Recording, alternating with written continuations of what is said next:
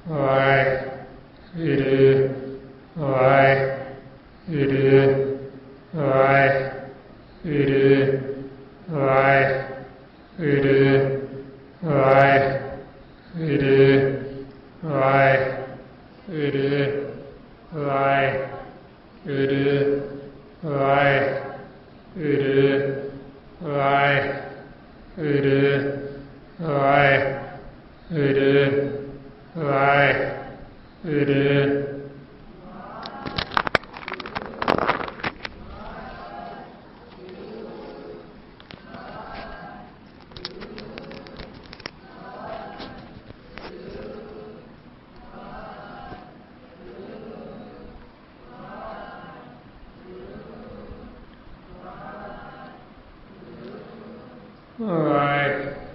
ਵਾਹਿਗੁਰੂ ਵਾਹਿਗੁਰੂ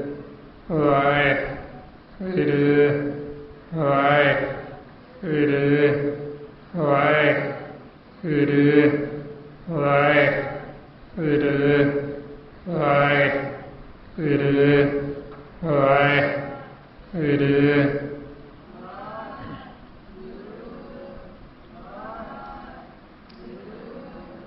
ਵਾਹਿਗੁਰੂ ਜੀ ਕਾ ਖਾਲਸਾ ਵਾਹਿਗੁਰੂ ਜੀ ਕੀ ਫਤਿਹ।